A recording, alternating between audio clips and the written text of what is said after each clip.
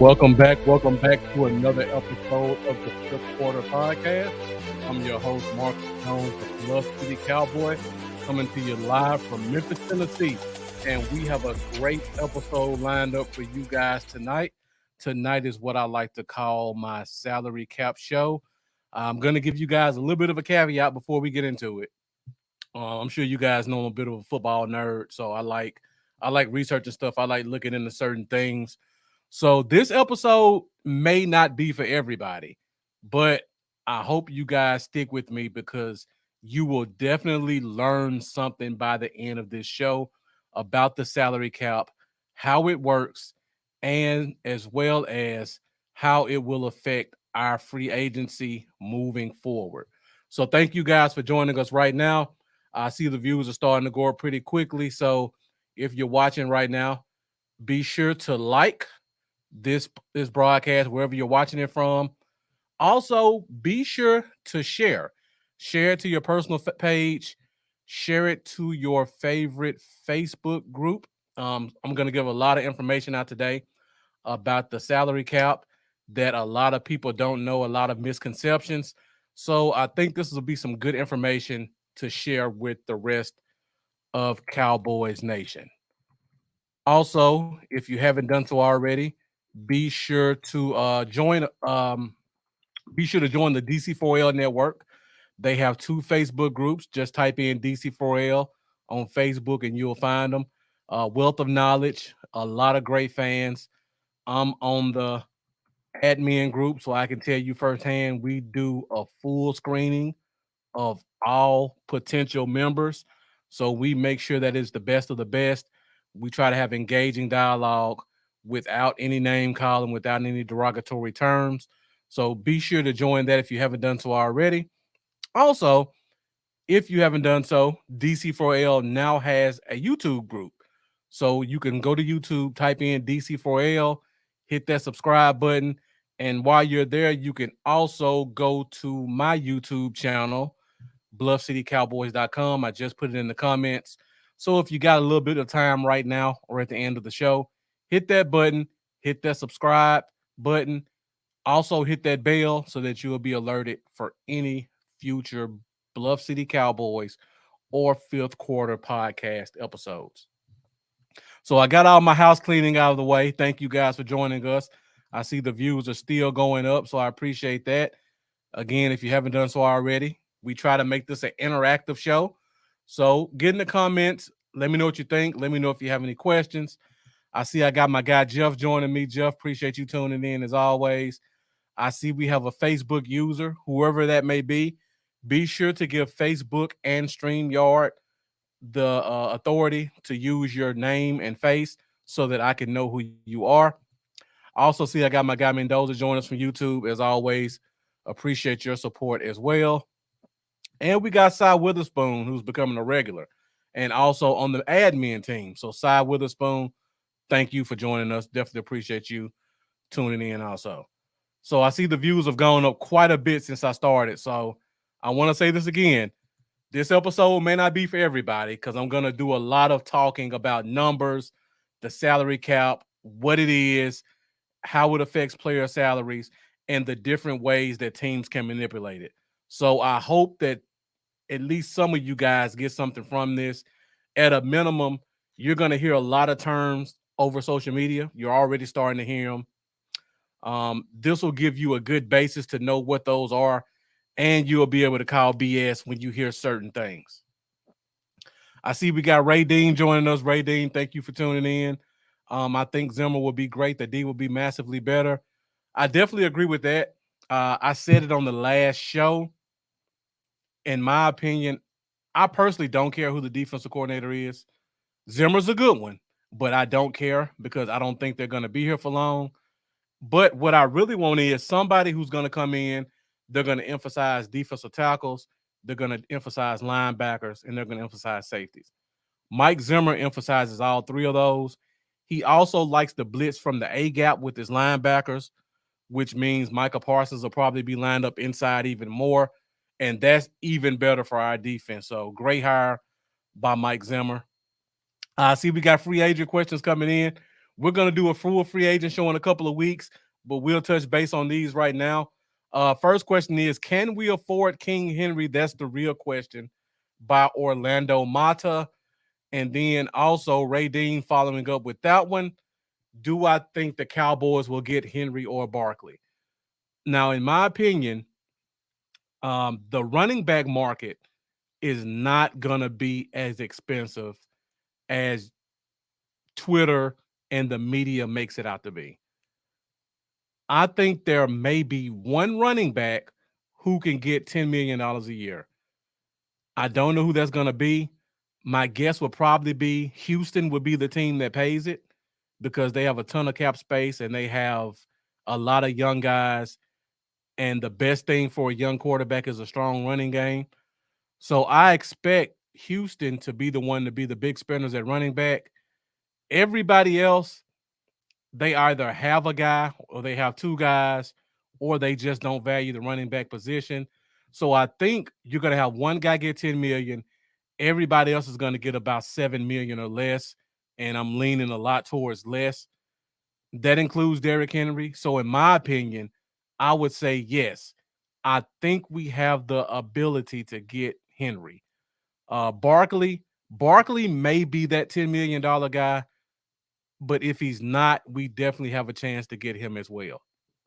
So when we talk about the free agent show, we're going to do a deep dive into their running back position. I've alluded to it several times on this show. I think this is probably going to be the deepest free agent running back group in the history of the NFL, honestly. There are going to be 10 legit running back ones who are going to be available, and I think they'll all be available for $7 million or less. So even if we don't get Henry or Barkley, you still have a Josh Jacobs, you still have an Austin Eckler, you still have guys like that who will be available. Jeff says Zimmer needs to emphasize discipline. I think he will, Jeff. The only problem is, like I said, he only has 1 year, maybe two. If Mike McCarthy comes back and signs as the coach next year, which in my opinion, I don't think that's going to be the case.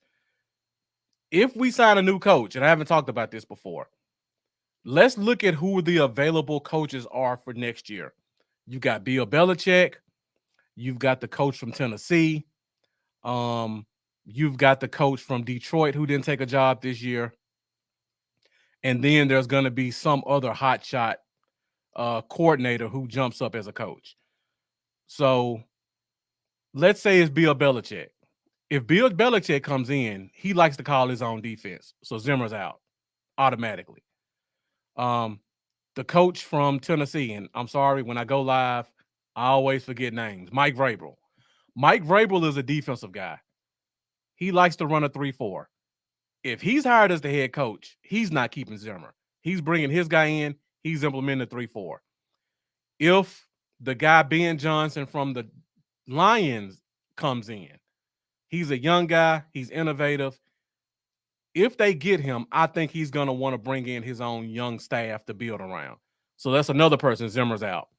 So I don't think Zimmer's going to be here for long unless Mike McCarthy resigns for a big contract, which I doubt happens. So he needs to emphasize discipline, but I think he only has 1 year to do it. Jeff, Zach Moss. I would take Zach Moss as a consolation prize, along with another running back. In my opinion, I think we're going to get 2 running backs in free agency this year because there are so many. There are not a lot of jobs available, and every team sees that we have a definite need at the running back position more than others. So I think we're going to get 2 running backs, big name, small name. All right, guys, so we're at 10 minutes. Keep those questions coming in. In the meantime, I'm going to go ahead and get into it. This is going to be our salary cap show. So I'm going to give you guys a rundown of what the salary cap is, how it could be manipulated, and some of the ways that the Cowboys will manipulate it this year. So first off, before we get into anything else, we have to talk about what the salary cap is, because this is something that I see fans get wrong all the time. So basically the NFL salary cap, it's a composition of all the funds that the league brings in from the prior year is not based off this year, it's based off last year. So the salary cap is composed of three different aspects or revenue chains. The first one is the biggest revenue chain, and that's TV deals. The NFL sells their rights to air games or to use clips from games to all media networks.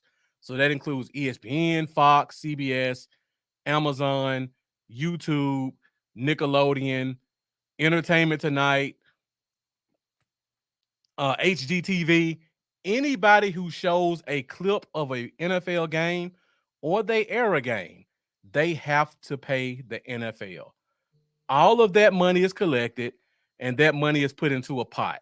So, for example, Amazon signed a 10-year, $20 billion contract with the NFL. That means for the next 10 years, that's $2 billion a year. $2 billion a year is going to be allocated between the 32 NFL teams as well as the the players that compose those 32 teams. That is the biggest chunk of money the NFL receives. That chunk probably makes up about 70% of all the money in the salary cap. The next biggest portion is licensing and merchandising. So a misconception that fans don't know.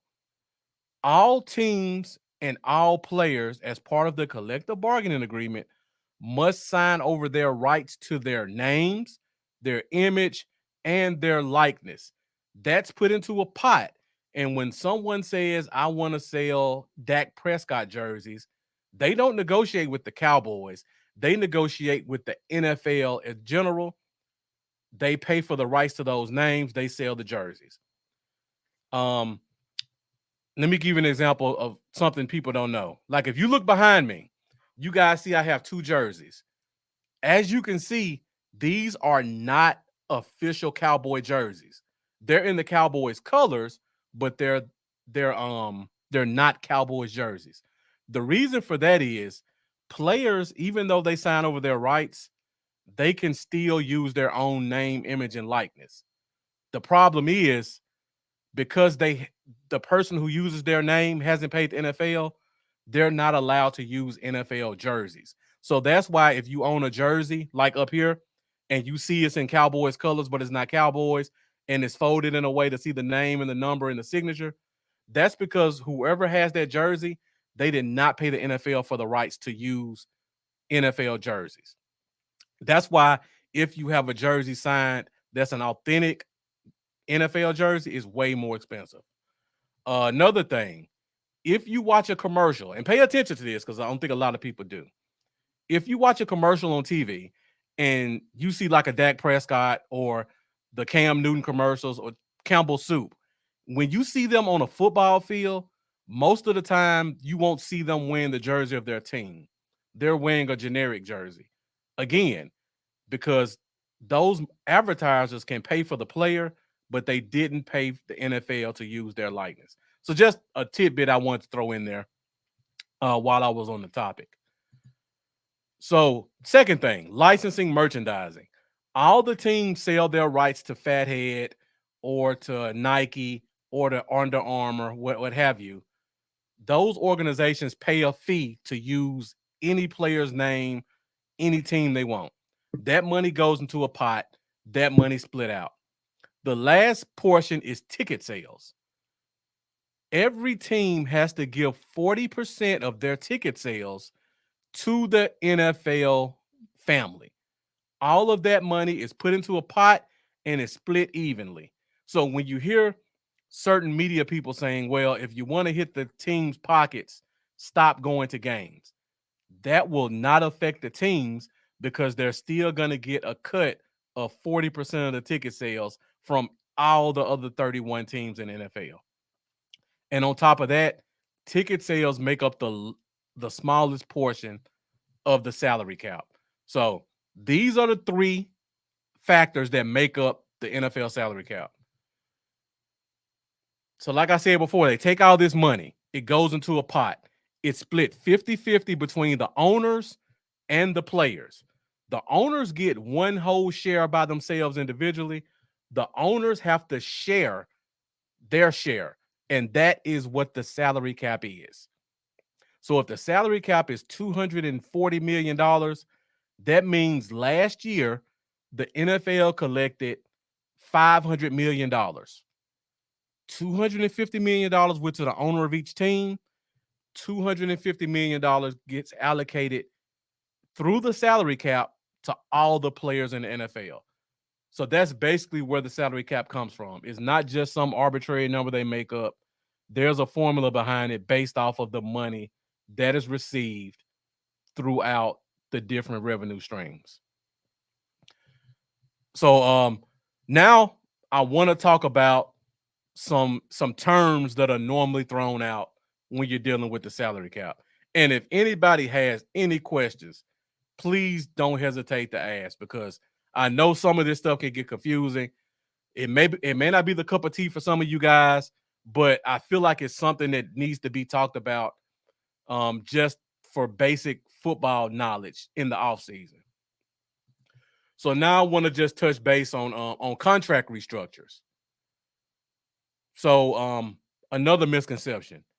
Players' contracts are paid out through the regular season through 18 equal payments. What a restructure does is it allows the players to get their money in the offseason. And Jeff, good question. I'll get to that in a minute. I see I got my guy Dom in the comments. Dom, thank you for joining us. Today I'm talking about salary cap and just all the different mechanisms that make up it. So I'm at contract restructures right now.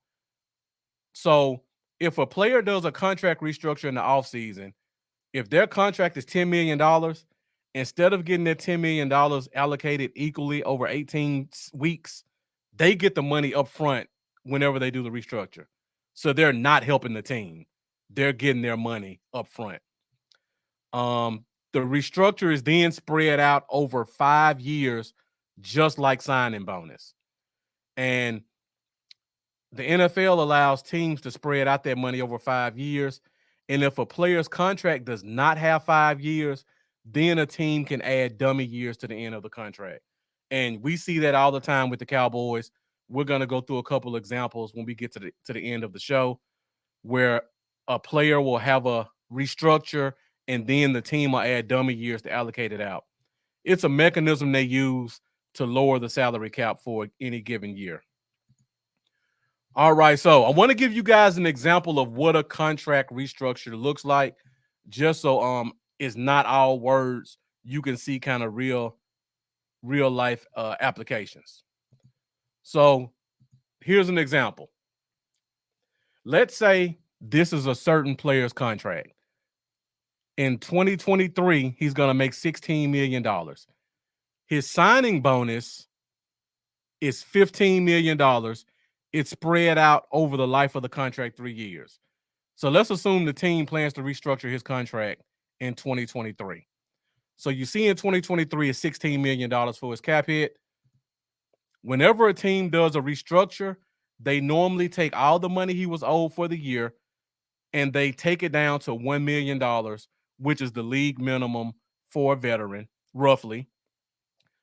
Then they take that money and they spread it out through the signing bonus.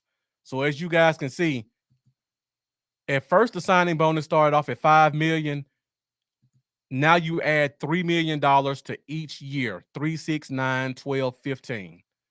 Because he went from $16 million to $1 million. $15 million was restructured. They spread it out over 5 years. Because his contract did not have 5 years in it, they added 2 dummy years to allocate that amount. So I just want to show you guys that I'm sure you guys see this stuff all the time when you're talking about the Cowboys. It's going to be applicable in a minute. We're going to talk about some actual Dallas Cowboys players' contracts. So now we talked about contract restructures. Now I want to go into dead cap space. You guys hear the phrase dead cap space all the time. I want to give you an idea of what that means. So What is dead cap space? When teams sign players to a contract, we just talked about it. The player's contract, the signing bonus, is spread over the life of the contract. But when a player is cut or traded before the end of that contract, the team has to report that signing bonus into the contract during the year he was cut or traded. So, Jeff, can you elaborate on your question? You asked, what about salary cap hits? How were they allocated? Elaborate on what you mean by how they are allocated. Let me know what you mean in the comments. All right, so dead cap space, player signs a contract. If he's cut, that signing bonus is accelerated into the current year. And I got an example for you guys. So, dead cap space. Let's say a player signs a 4-year contract. Let's say in year 2, the team decides, you know what? This player is not working out. We want to just cut our losses and let him go. Or he's being a malcontent on the team and we have an offer to trade him for a high pick. What the team will do is in 2024, let's say they cut him or trade him. That means the $5 million from that year, the next year, and the next year all gets rolled into 2024. That becomes dead money that the team has to report in 2024. So the total cap hit would have been 17 million. The 12 million gets taken off because they traded them. They still have to report 15 million during that year. So Jeff asked the question, when a player has a salary cap hit, what determines his hit? That's a good question. I had a screen for that, but I don't see it right now. So I'll just explain it to you what that means. So basically, Jeff, when a player has a salary cap hit, that cap hit is composed of 3 different things. Number 1 is composed of their salary. So if a player is getting paid $13 million that year, that's included in there. Then it includes their portion of their signing bonus, just like right here. His base salary is $12 million. His signing bonus was not this one, that's not a good one. 2023 right here. His salary was $16 million. His signing bonus was $15 million. So it was spread 5, 5, and 5. So his total cap hit would be the $16 million they owe him this year, plus the $5 million that is allocated from his signing bonus. His cap hit will be $21 million during that year. Now, you also have option bonuses and roster bonuses and stuff like that. Those things also come into play, but we'll talk about that later in the show. But generally, base salary plus signing bonus, or base salary plus bonuses, equals salary cap hit. So Don pretty much sums up the same way. Base salary, signing bonus divided up over the life, any other bonuses, option bonuses, roster bonuses, things of that nature. All right, so we're at dead cap space. So as you guys can see right here, if the player was cut in 2024, he would have $15 million that has to be reported in 2024 because he was cut. Now, this is a term. I'm saying all this to lead up to this thing right here. This is a term that everybody talks about this time of year, and that is the post-June 1 designation. Michael Gallup in particular. I'll just say the name. So, like I just said, when a player is cut or traded, their dead money immediately hits the cap. But the NFL put a stipulation in. If a player is cut after June 1st, only their current cap hit is rolled into that year as dead money, not the entire dead money they have over all their years. So teams can make a June 1 cut, and they can cut a player now to avoid a cap hit. And there are reasons for that. And Michael Gallup's an example. This is a rough example of what happened. So let's say you have a player, he signed a 5-year contract, right? Now the team guaranteed $10 million of his contract on the 3rd day of the league year. So that means if the league year starts on March 1st, by March 5th, $10 million of his salary guarantees. Now, if the team feels like I don't want to pay that, they want to cut him before they get to that 5th day. The problem with that is if they cut him, then they have to take in $18 million in signing bonus. 9 for this year, 9 for next year. What a post June 1 designation does is if they decide to cut that player on March 1st or March 2nd, they don't have to take this full 18. They can treat it as if he was cut after June 1st. So they only take the $9 million hit in 2024 as a cap hit. And that provides a significant savings. Now, that does leave dead money in the subsequent year, but it helps the team manage their cap hits in the current year that they're dealing in. All right, so now I want to go to some real life applications just so you guys can kind of see how this stuff works for the Cowboys. So I want to take you guys to a website that I love to use whenever I have salary cap questions. So make sure to put in your notes. If you want to know anything about the salary cap, go to spotrack.com. Spotrack.com is my number one site to go to whenever I have questions about a player's contract or their salary.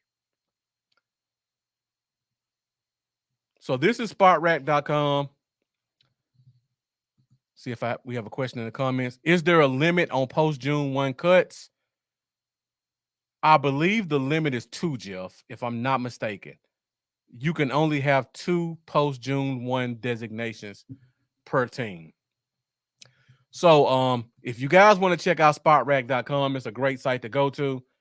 As you can see right here on this screen, you can pretty much pull up any position. You can see who the highest paid players are at that position. You can see how much total cash they received. You can see what their base salary is. You can see how long their contracts are.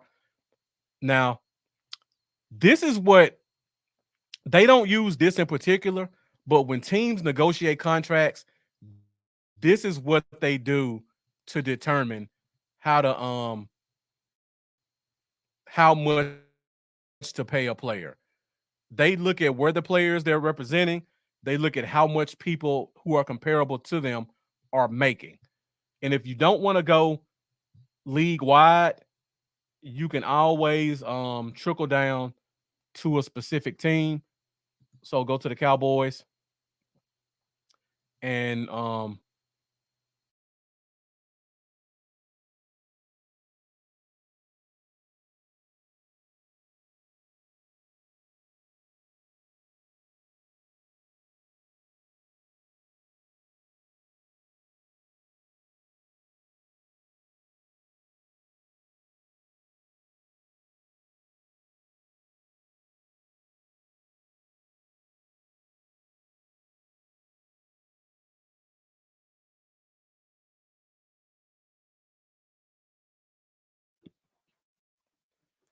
sorry guys, had to go to plan B.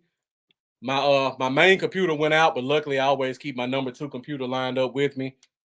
I'm gonna try to pull it back up because I had a lot of stuff to go over with SpotRack. So I appreciate you guys who stuck with me during that lag. I was gonna show you guys a little bit about what SpotRack does, but I guess we'll skip over that right now. And now I will go over to some real world applications dealing with the Cowboys. So I was going to show you guys on SpotRack that the team currently has they're $16 million below the cap. So they're at a negative 16 right now. So I made a nice little chart that I was gonna go over just to show you guys our total cap space. So as you can see, what I did was I pulled up the 9 largest salaries for the Dallas Cowboys. So these are the only contracts that we are able to manipulate to affect that total cap space of negative 16 million.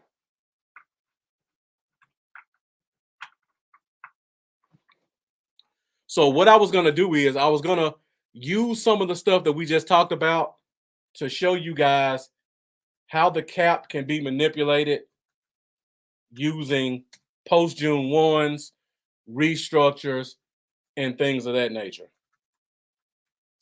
So I'm logging back into my computer right now, so hopefully I can go back to my other screen.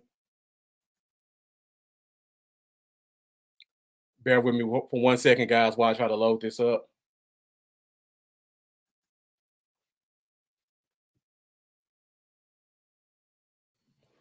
All right, so I'm back in now, guys. So I wanted to show you guys this really good information. As you can see, our cap space right now is negative 16 million. So if I go over to Spot Rack, the salary cap right now, the salary cap has not, good question, Jeff. The salary cap right now has not been determined for this year, but based off of previous projections, they are estimating that the salary cap will be $242 million. And that's what I based my $16 million negative $16 million cap hit off of, or cap space off of. All right, so if I can pull back up. Okay, so these are the top 9 salaries. So I want to go through each one of them to show you how we can manipulate cap space. Yeah, we're 16 million over right now, Jeff. That's the question. We are 16 million over. So what I'm going to do is I'm going to show you guys how we can get to $20 million in cap space without touching Dak Prescott's contract, which is the highest contract that we have listed right here. So the first thing we're going to do, and if you have any other questions, feel free to get them in the comments. The first thing we're going to do are the easy ones. So the easiest one to manipulate is the restructures. That would be Trayvon Diggs and Terrence Steele, because as you can see, they have the longest amount of years left on their contract, which means we can spread out the money the easiest over their contracts. So we'll start with Trayvon Diggs first. So remember what I said before. Teams, when they restructure, they take the base salary from wherever it is all the way down to $1 million, and then they spread the rest over the life of the contract. So as you guys can see, Trayvon Diggs has 4 years on his deal. He has $11 million. So we're going to take off $10 million from his deal. And this is the exact thing the Dallas Cowboys are going to do. So they're going to take this from $11 million to $1 million. Now, what they're also not going to do, the restructure section is when they restructure a contract, that money goes right here. So we're going to take 10 million that we just restructured, divided by 5 years. I think I forgot a zero. So we're going to take 10 million divided by 5 years. So as you can see, just from Trayvon Diggs restructure, we just went from 16 million to 8 million. And Dom is saying, what's promising is there's a buzz that the salary cap may go upwards to 250. That would be an additional $8 million, which means Dallas is only $8 million over. So that would mean If we restructure Trayvon Diggs, which we are as a team, we will go from minus 16 million to zero. So we be at zero. All right. So now we took care of Trayvon Diggs. Now we're going to go to Terrence Steele because he has 4 years left on his deal. So we go to Terrence Steele. That's $7.25 million. That means we're going to take $6.25 million and we're going to allocate it over 5 years. Add that dummy year. So Jeff says add a dummy year and spread $2 million across 5 years. That's exactly what we do, Jeff. We do it all the time. It's a common trait with the Cowboys. So we take this down to $1 million.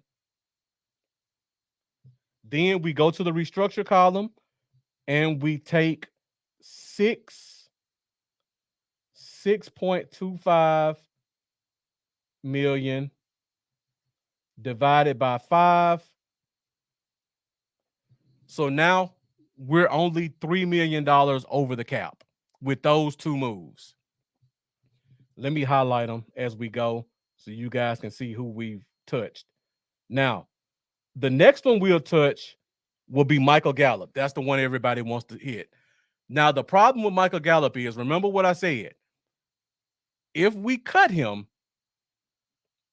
we take in all the money that he's owed in dead cap, which is this number right here, $13,050 million. So that doesn't help us. So we have to do a post June 1. The problem with a post June 1 is that money does not hit the cap until after June 1st. So we're going to designate him a post June 1 cut, but that does not give us any extra cap money right now. It would only give us $800,000 right now. You take the cap hit column, 13,850 minus 13,050, and that would be the cap savings you would get until June 1st. So that'll help us after the draft when we sign our draft picks, but it won't help us at March 15th when the league year starts. But for the sake of argument, we'll go ahead and we'll skip over that one and come back to it. Now, looking at this, we've done restructures. Now we've done a restructure. Now we're gonna do a new contract. That new contract is gonna be CeeDee Lamb. That's the first new contract. He only has 1 year left on his deal. So there's really not a lot of wiggle room to restructure. So we have to give him a new contract. So I made a screen that kind of shows what I think his new contract will be based off of league estimates. So based off league estimates, the Cowboys do not have a tendency to reset the market. What the Cowboys normally do is they will put a player within the top 3 to 5 of their peers. So these are the top 3 receiver contracts in the NFL right now. 2 of them are at 4 years. 1 is at 5 years. Dallas loves signing 5-year contracts. I don't know why they let Dak get away with doing 4 years, but Dallas typically does 5 years or more for their contracts. You can go through the history. Every player we've signed has signed a 5, 6, 7-year contract. So the top 3 receiver contracts are Devontae Adams, 5 years, $125 million, $25 million a year. AJ Brown's making $25 million a year. Tyreek Hill's making $30 million a year. In my opinion, and I probably won't be accurate, but I think I'll be pretty close. They have to at least pay him what AJ Brown is making.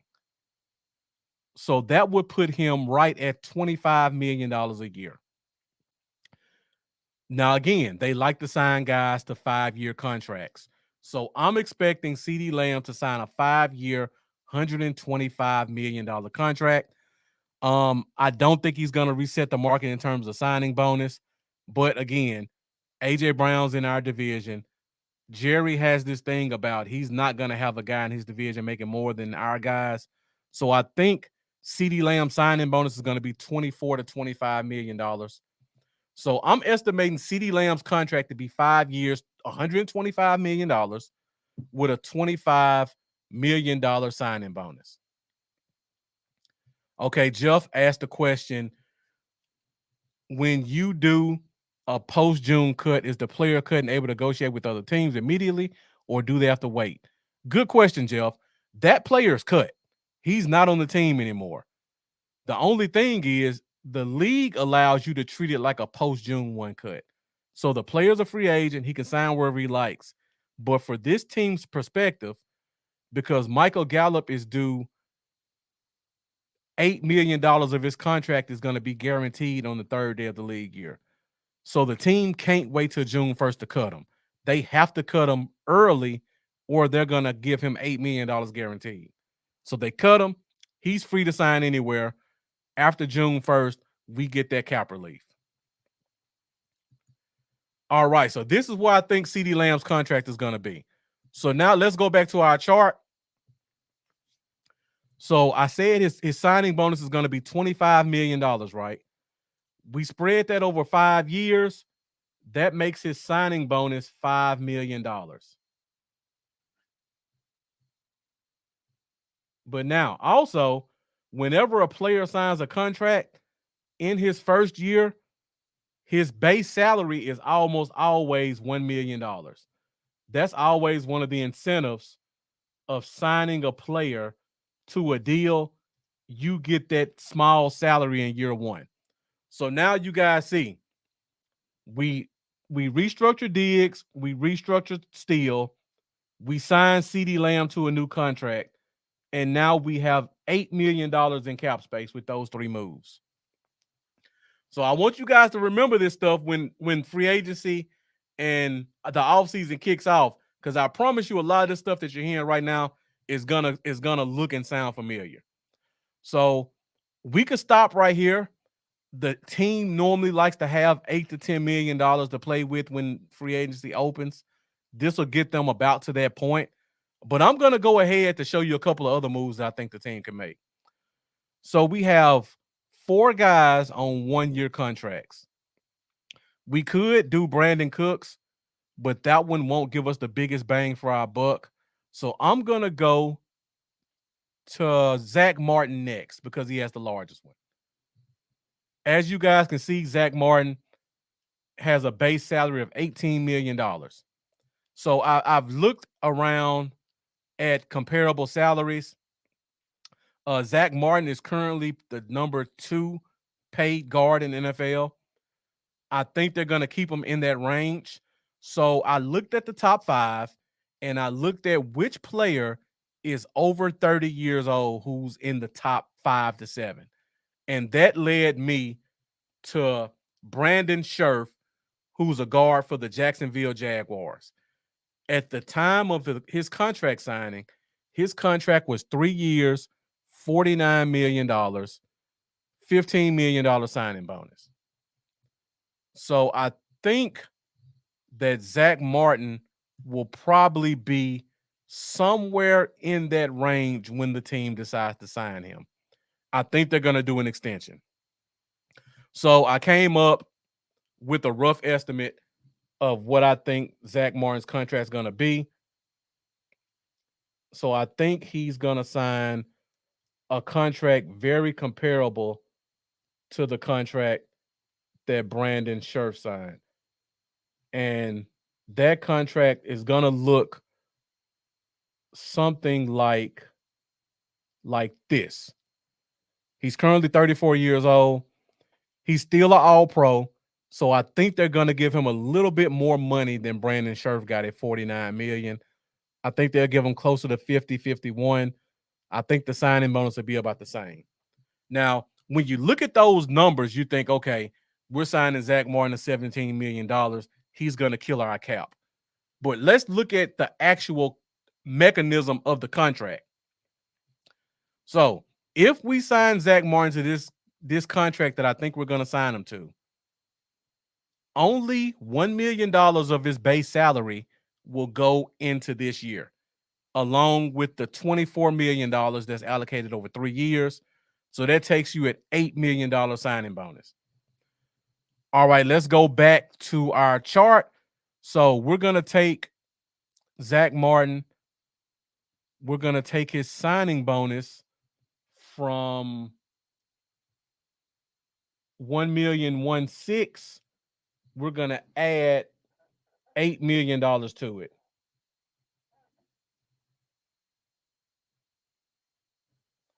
So that takes that number up.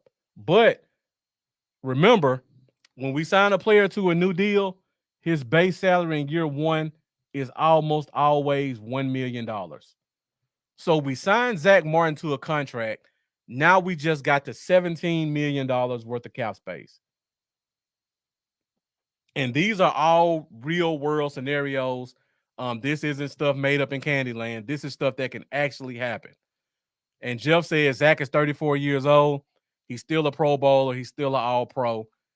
I think he has at least 2 more years. So I think they're going to reward him with a 3-year deal. And if you look at the contract going back to it, he'll probably never see year 3 of this deal because there'll be no guaranteed money in it. So that $19 million cap hit, that'll go away in year 3. Year 2, they may decide to do a restructure. You never know.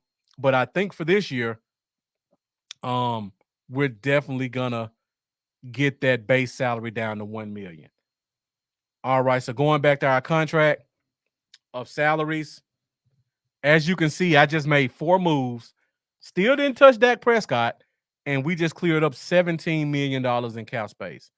So I really just wanted to show you guys this just so you can see. You keep hearing people talk about we have to sign Dak Prescott to a new contract in order to get cap space. That is not the case at all.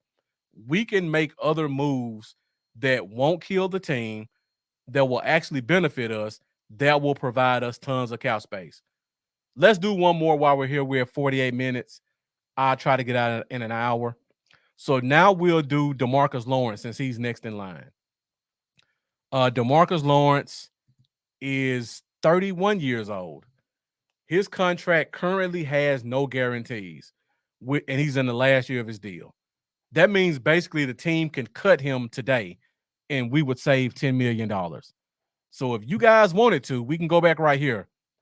If we wanted to do this with DeMarcus Lawrence and name him a post-June 1 cut, we could save $10 million and take this cap space to $28 million. That's option 1. Or we can give him a new contract that spreads out over 3 years. We make his signing bonus minimal so it doesn't kill the cap for the future, and then we guarantee a couple of years. So this is what that contract would look like if we sign him to 3 years, $31 million. Jeff asked a question, what if we touch Dak's contract? Let's see what that would look like. Let me go through DeMarcus Lawrence, and then I'll show you, Jeff. So remember the contract I just said for DeMarcus Lawrence. $9 million signing bonus over 3 years. So we would spread $9 million out over 3 years. His base salary this year would go from $10 million to $1 million. Now, let's go back to our chart real quick. So you see his signing bonus right here is $3 million. We would be adding $3 million more to it. So that would take this from $3 million to $6 million. But we would be reducing his base salary, what he gets paid this year, from $10 million to $1 million. So now I just got us over $23 million. All I did was restructure contracts of guys who are already going to be here for the long term. I signed CeeDee Lamb to a new contract, which makes him the second highest paid wide receiver in the NFL. And I signed Zach Martin and DeMarcus Lawrence to 3-year extensions. All of those things are doable. All of those things will give us $23 million in cap space, and we still have not touched Dak Prescott's contract. So we now have $23 million to play with when we go to free agency by making these 5 moves. And then after June 1st, we'll get another $8 million from Michael Gallup. So this is what the Cowboys do every year. And this is kind of the mechanism that you see go in place to open up cap space and help us sign free agents. And $23 million in cap space will put us somewhere in the top 7 to 8 in the NFL. So that's a lot of money to play around with. When we go to next week's show and the week after show, we're going to talk about some potential free agents who are on this team, and we're going to talk about what their potential contracts will be. We'll start off with $23 million in cap space, and I'll show you which players we decide we want to keep, what their contracts will look like, and how that'll affect the total cap space. So, Jeff, before I go, you asked the question, what if we touch Dak's contract? Let's see what that'll look like. We're going to touch it in 3 different ways, Jeff. We're going to touch Dak's contract in 3 different ways. The first way, a post-June 1 cut. So if we decided that we're going to just completely cut ties with Dak Prescott, definitely wouldn't happen. But we know we can't trade him. We would just want to get him off the team, and we cut him. The Cowboys would save roughly $34 million if they cut Dak Prescott. I know a lot of fans who hate Dak Prescott are saying, well, let's just cut him. But it's not going to be that easy to find a replacement this year. And that money wouldn't come until after June 1st. So if we were to cut Dak, that would remove this number, the roster bonus. We wouldn't have to pay it. That would also remove his base salary.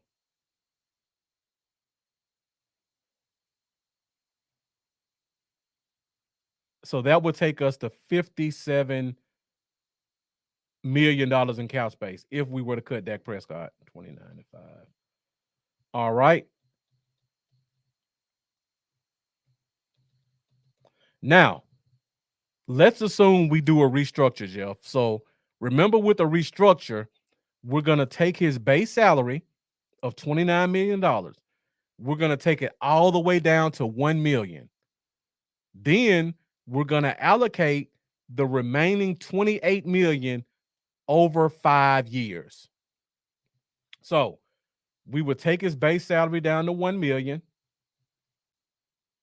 And then we would take his restructure, 28 divided by 5.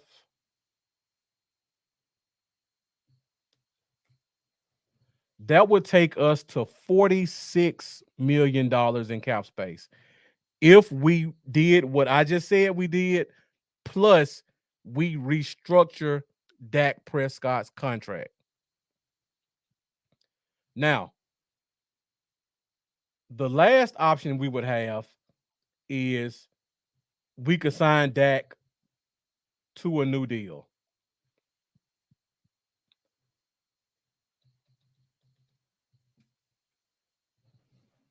Now, with that one, I wish I could pull up Spot Rack, but while we're here, let me say this, because there's been a lot of chatter in the media about Dak Prescott is going to get $60 million.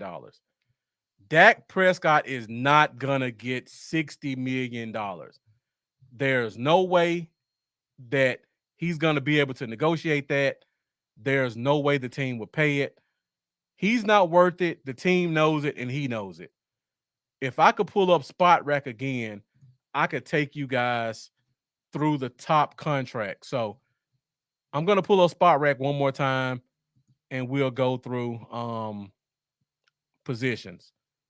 This is why Dak Prescott won't get $60 million. So for you guys who keep up with teams outside of Dallas, you guys know that a lot of contracts were signed this year.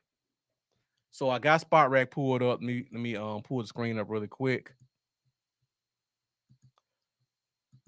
Players' contracts are based off of what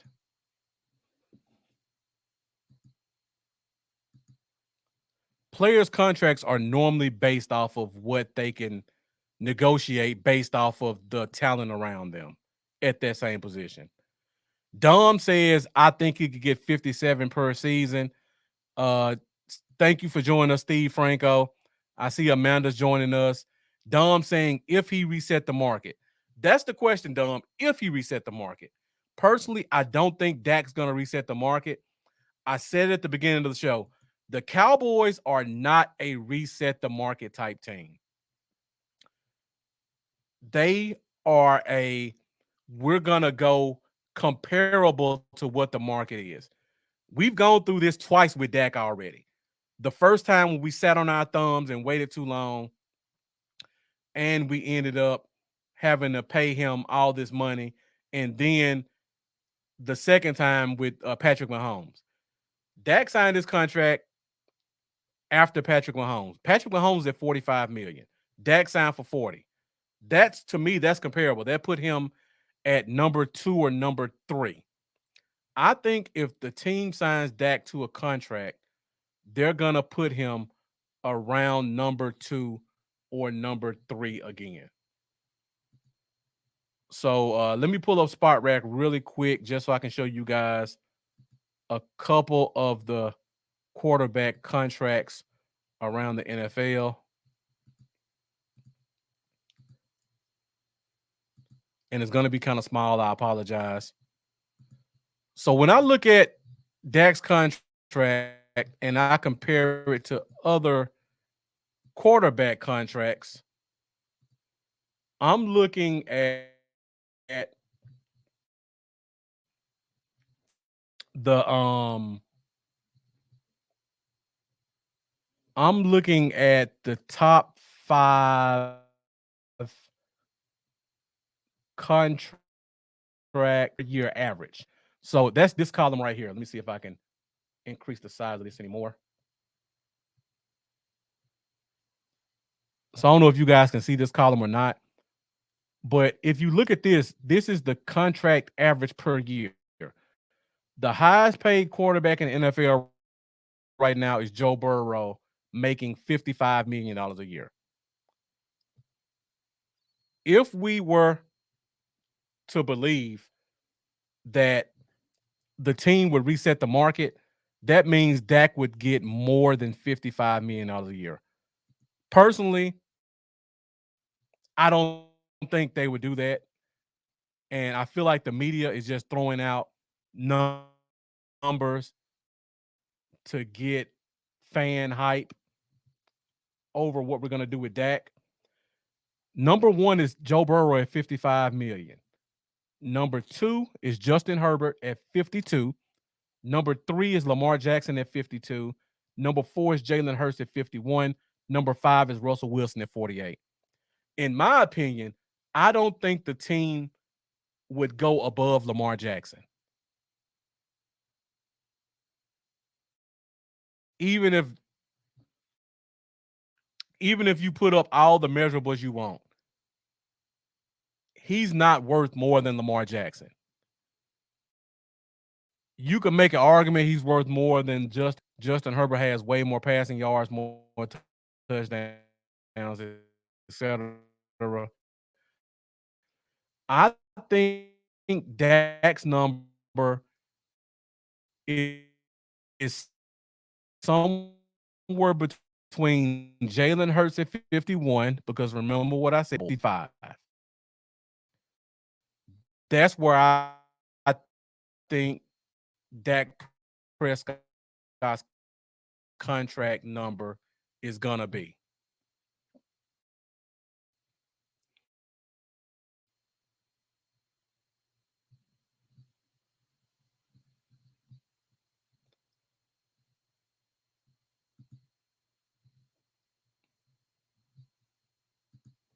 So, yeah, I think Dak's number is going to be somewhere around 52 million. There's no way the highest paid quarterback in the NFL right now is at 55 million and they're going to take Dak to 60. There's no way possible that happens. If anything, he may match that number, which I highly doubt, or he's going to go somewhere in the top 3. If he goes top 3, that will put him between 52 and 55. If they put him where I think he belongs, that will put him right below Lamar Jackson, right above Jalen Hurts, would have put him at 51 and a half, 52. I think that's the number we're looking at. And I think he's going to sign 5 years if he does sign. The only reason Dak Prescott signed a 4-year contract is because of salary caps. Him and his management were smart. They looked at the landscape of the NFL and they saw that in year 4, Lamar Jackson, Joe Burrow, Josh Allen, Justin Herbert would all sign big contracts. And they did not want to wait till year 5 for Dak to sign it. They wanted to do it right after those guys signed their contracts to make sure when they went into negotiations, they were right there when those contracts were at their highest. So I feel like the reason Dak signed a 4-year deal is to make sure he can ride that wave with Burrow, Herbert, Allen, and Lamar Jackson. And Dom saying Burrow has the highest average percent of the cap. Let's just say Dak topped that percent in not 23.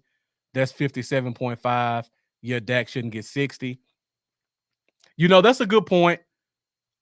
There are different measurables you can look at in terms of how to determine a player's contract. Percentage of the cap is one of them. Honestly, I don't think the Cowboys use that. I really think looking at how contracts have been structured in the past, I really feel like they go by top 3, top 5, and they try to make sure they're in their range.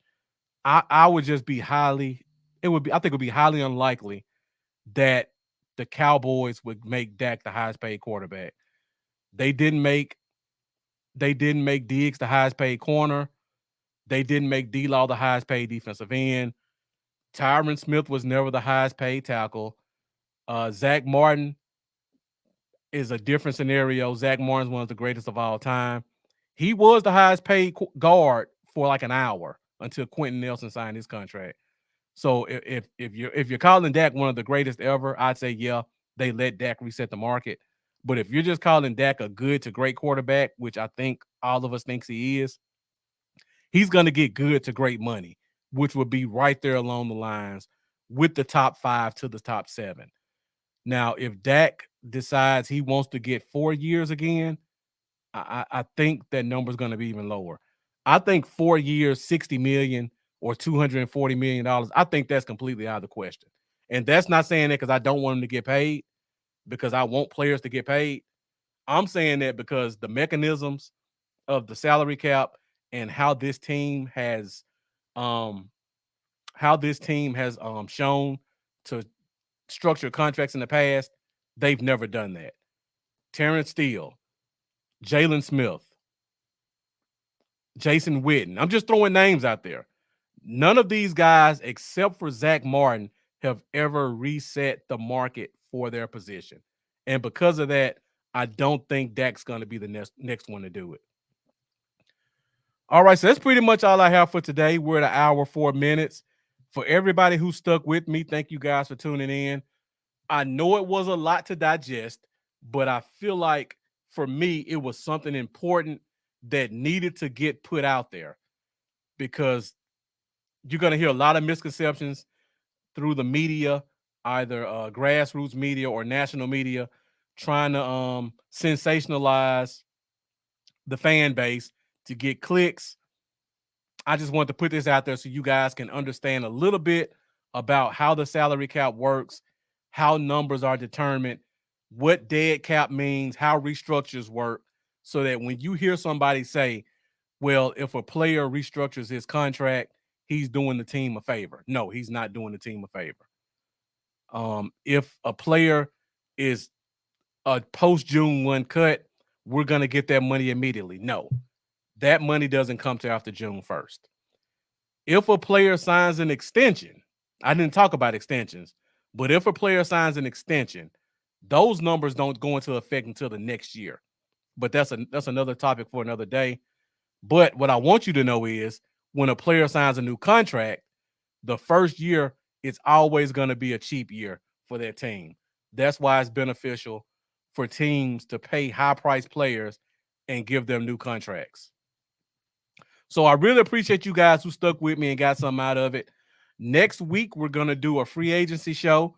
So we're going to officially start kicking out free agency leading up until the actual first day of the league year. So next week, I'm going to go through all, I believe, 12 of our unrestricted free agents. I'm going to tell you what I think their projected contract is based off of doing my research. And then you guys are going to tell me whether you think we sign this guy or we keep him. And if we say we're going to sign him, we're going to put it into my spreadsheet. We're going to see how much that affects the salary cap. So we're going to build upon ourselves through this show all the way up until the draft.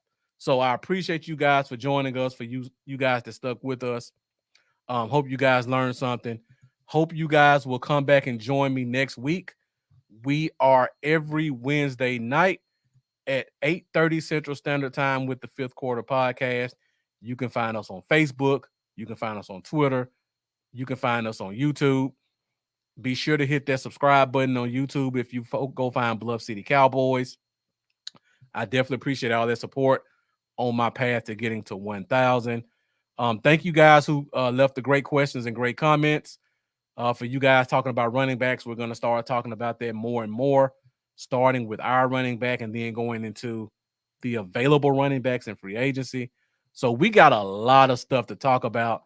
So I hope you guys continue to stick with me. I'm always going to try to be informative. I'm not going to try to give you guys clickbait stuff because I respect the knowledge of this viewership to throw a bunch of fluff at you guys just to fill time. Everything's always going to be researched and it's always going to be thought-provoking. So thank you guys for joining me. Really appreciate all your support. And as always, let's go Cowboys. Even in the offseason, let's go Cowboys. I will see you guys next Wednesday at 8:30 Central Standard Time for the Fifth Quarter Podcast.